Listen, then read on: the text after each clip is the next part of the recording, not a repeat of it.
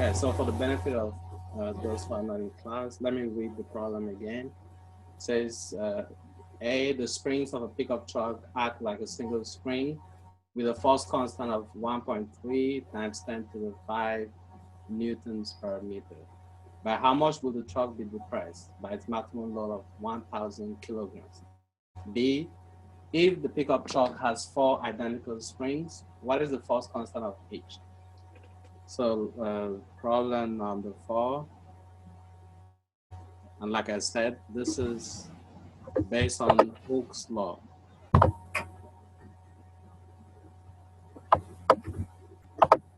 Okay, so that's the physics concept behind this problem. And Hooke's law says the restoring force in a spring is equal to minus K times X. K is the spring constant. X is the stretch of the extension in the spring. So in this case, where is the force coming from?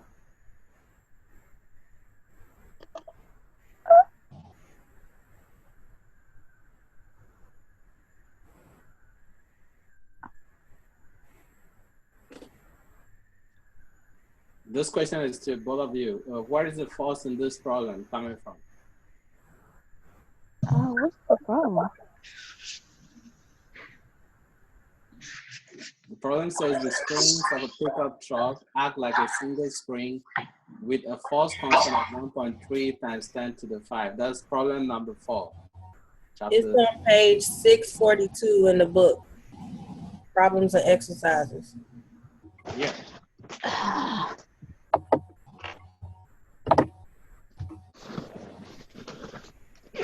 Okay, so by how much will the truck be depressed? By its maximum load of 1,000 kilograms. So what are we looking for?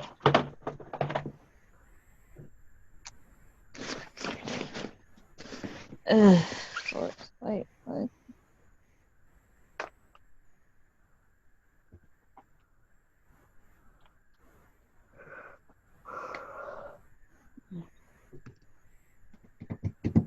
Okay, we're not sure what we're looking for.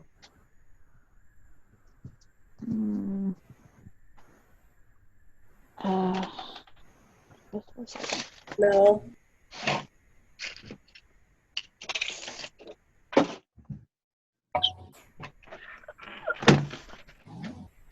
Right.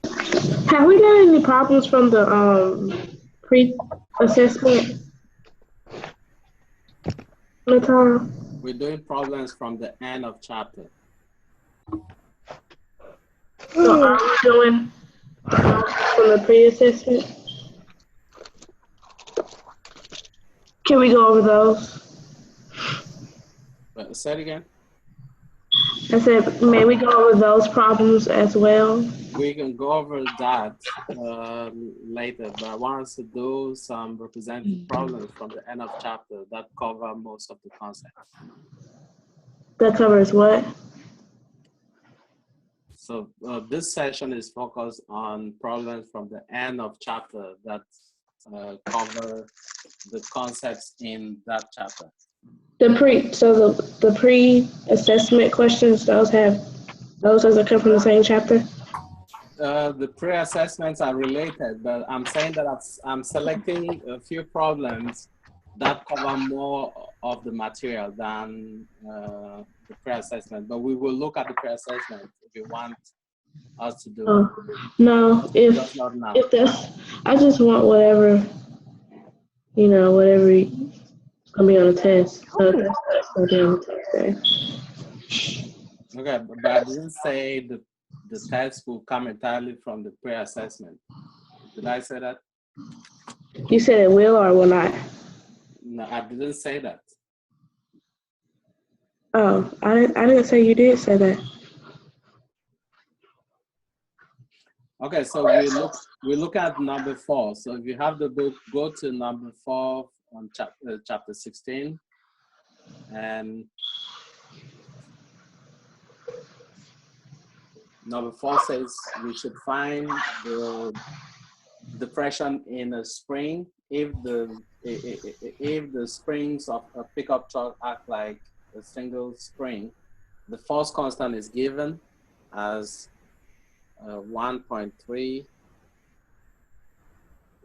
times 10 to the 5 newtons per meter.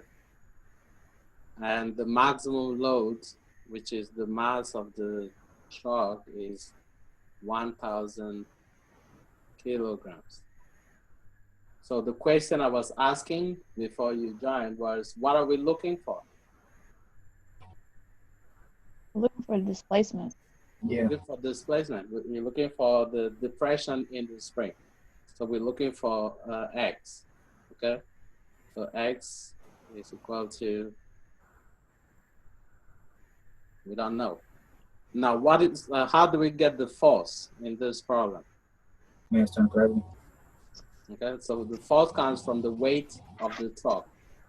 So the force is equal to M times G. Okay. And so basically, we have everything. We know the mass, we know gravity, we know K. So we're going to say M times G equals K times X if you take the absolute value. And so the other X equals F divided by K. Okay, so what I'm doing is that I'm taking the absolute value because they don't ask us for any direction. We don't need the sign. So M times G divided by K, which is 1,000 kilograms times 9.8.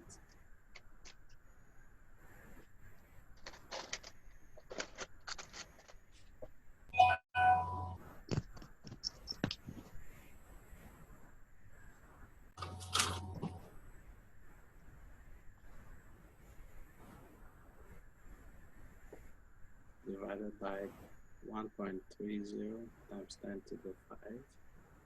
And this will give us 3.25 times 10 to the 5 newtons per meter. Okay, so if the notifications or those sounds are coming from your line, please silence whatever is, giving those sounds so that the rest of the class is not distracted. So this is how you will solve this kind of problem. Now, part B says, if the pickup truck has 4 identical springs, what is the force constant of each? Okay, so now we know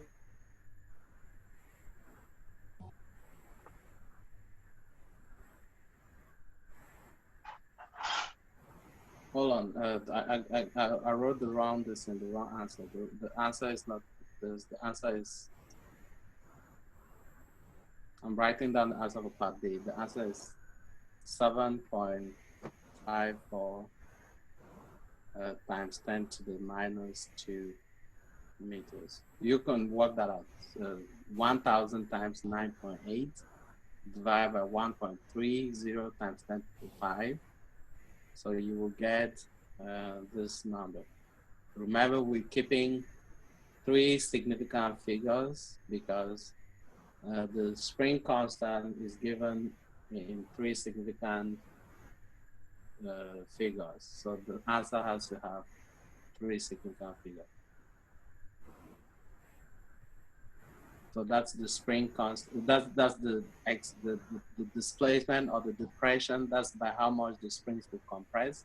Now part B is asking for the spring constant of one spring if the 4 springs are identical. So let's tackle that problem. So instead of 1 spring, we now have 4 springs supporting a mass of how much? Would you multiply the mass times 4?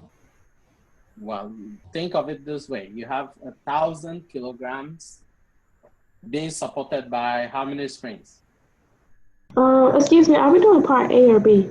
We're doing part B now. We've already done part A. Is there any way possible you can pull up the notes from part A? It's being recorded, so you will be able to rewind the video and see. Oh, great. You cannot go back.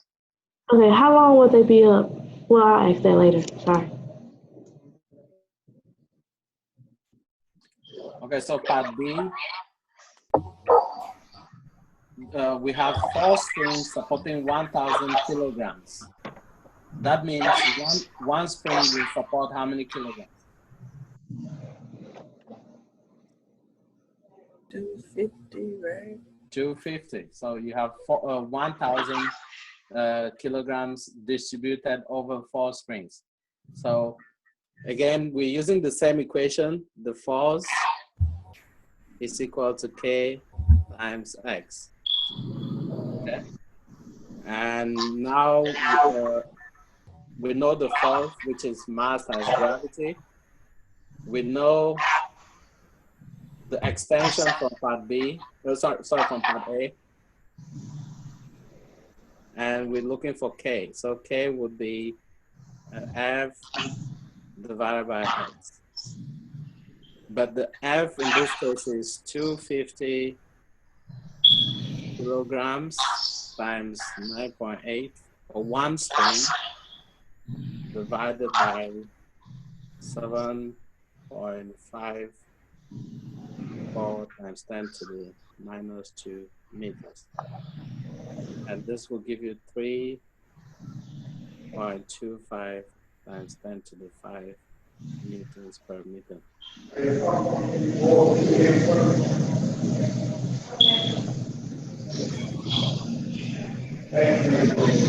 And where did we get 250 kilograms from? Where do we get what? Oh, so we got 250 kilograms from dividing 1,000 kilograms by 5.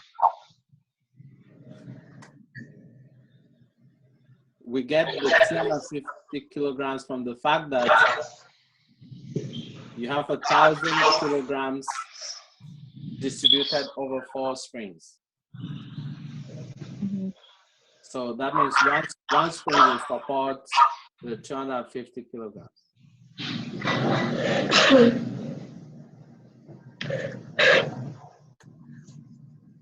Does that make sense? Yes. Okay.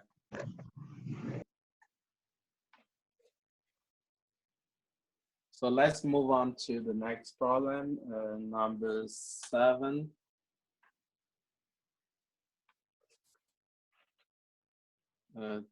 Tiffany, can you read number 7?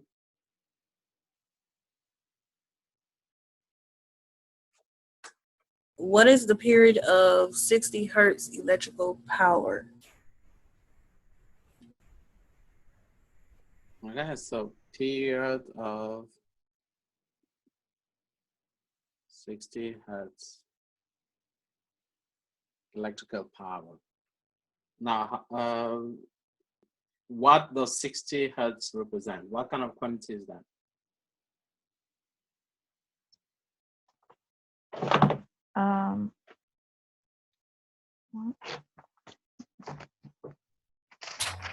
That's What is measured in hertz? Power.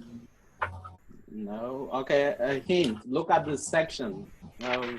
Which subsection is this?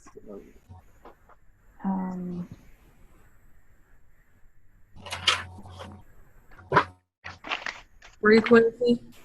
Okay, that's frequency, right? Hertz is measured in, hertz is a unit of frequency. So what this problem is saying is the frequency is 60 hertz. What is the period? So the question you have to ask yourself is, how are frequency and period related? frequency is 1 over the period. Okay. So period is equal to, It's f over 1. no, Oh, no, it's 1 over f, my bad. it's 1 over f. If 1 over t equals f, then 1 over f equals t also. Okay, so the solution is just 1 over 60, and that will be 16. So the frequency was given to three significant figures. So 60.0, so that will be 16 or 1.67 times 10 to the minus 3 seconds. Does that make sense? Yeah. Okay. Remember, hertz, 1 hertz is the same as 1 per second. So frequency means the number of times or the number of cycles completed per second. So how frequent something repeats itself. So 60 hertz means 60 oscillations per second. So 1 over the second just gives you seconds. Okay, any questions? No? Okay. What does it say on the video? 1.67 times 10. Say it again. 1.67 Times 10 to the minus 3 seconds. times 3. Okay. Or you could say what? You could say, hold on. This is of 16.7 times 10 to the minus 3, which is 1.67 times 10 to the minus 4, actually.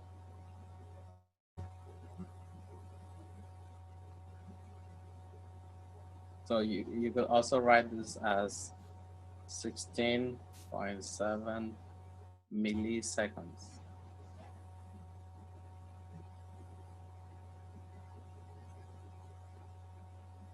Okay.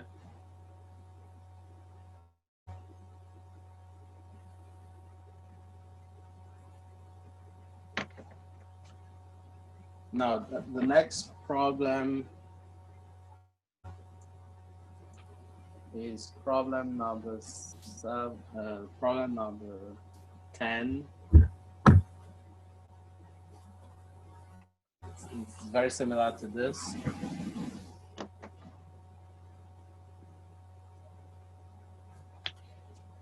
Kayla, can you read number 10?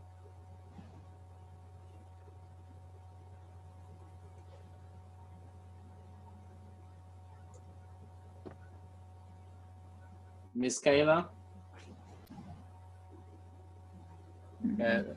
She's not there. Okay.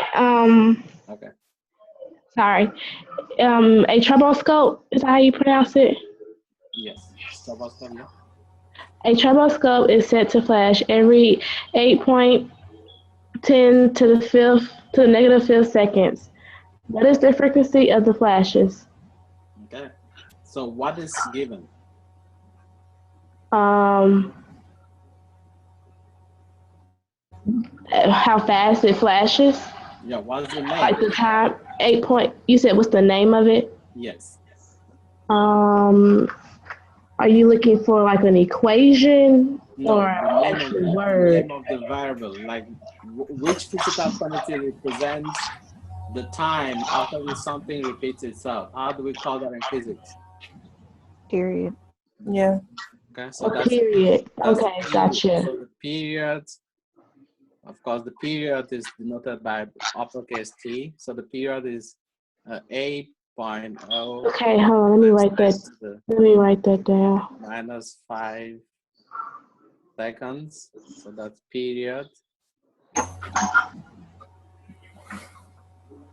Okay. So what does T stand for? What? T. Period. Period. The T. Yeah, that stands for What's period. period? Okay, gotcha. I see. I'm having a slow moment. So we're looking for the frequency. Frequency is equal to. Now, please limit the amount of noise coming through your line. It's interfering with the recording. So if you can limit how much noise is around, so that would be much appreciated. Frequency is equal to 1 over period. Okay, from the previous formula.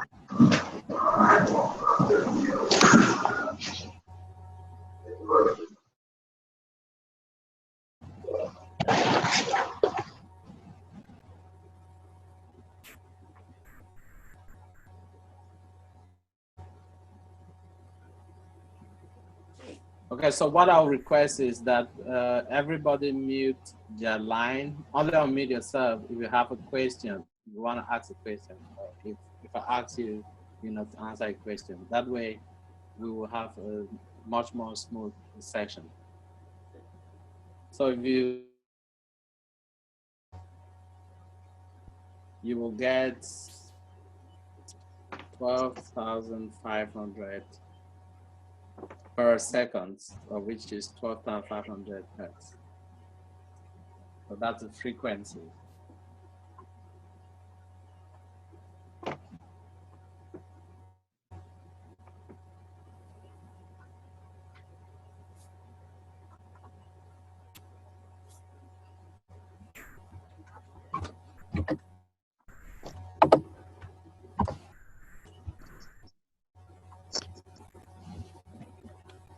So Ms. Imena, can you read problem number 22? Okay. Oh, excuse. Oh, sorry. One question. Was that F equals 1/1? 1 over F, or 1 over T. 1/T. Okay, thank you. Yes. It says, what is the length of a pendulum that has a period of 0.500 seconds? Okay, so the period is 0.5 seconds. And we're looking for the length. So which equation links or relates the length and period of a pendulum?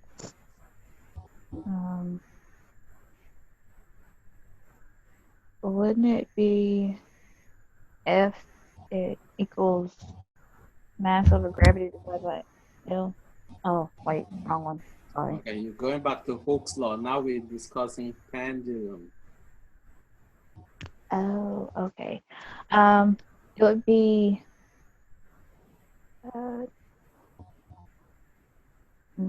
well, we know the period, so would it be the equation that deals with T equals 2 pi times the square root of L over G? That's perfect. Okay. So we know the periods and they're asking for the length. So you have to look for an equation that links period to length. And for a pendulum, this is the equation. Okay, and you have these equations at the end of every chapter. You have the equations for that chapter.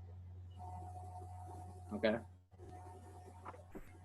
So the equation is 2 pi, or is that Z pi? 2 pi. Okay. And the square root of L over G. L over G. So you're looking for L. How do we transform this equation to find L? You would square both sides. Yeah, square both sides. Okay. So that will become? That would be T squared equals 4 pi L times L over G.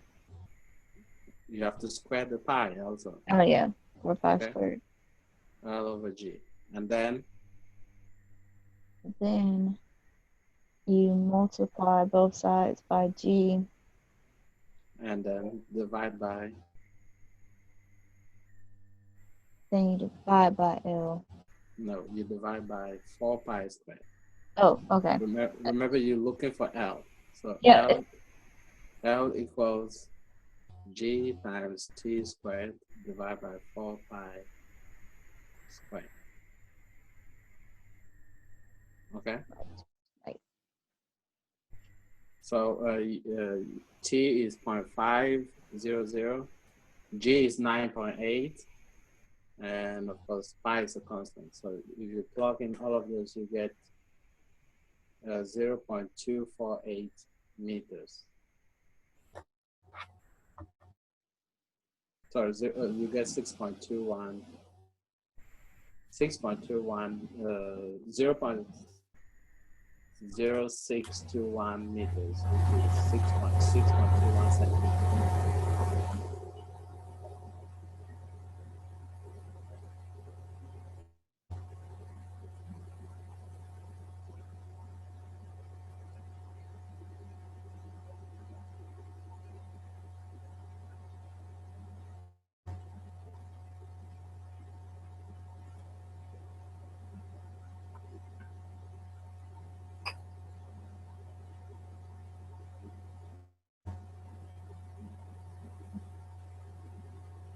So the last part is just math. The main step in this problem is being able to transform the original equation, this equation, in order to have to isolate L on one side, since you're looking for L. Okay, any question? No? So let's move on to number 24.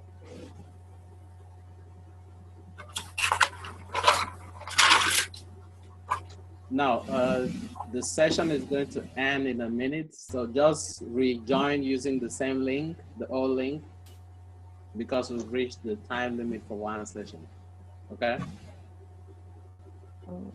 So if you're kicked out of the session, do not panic, just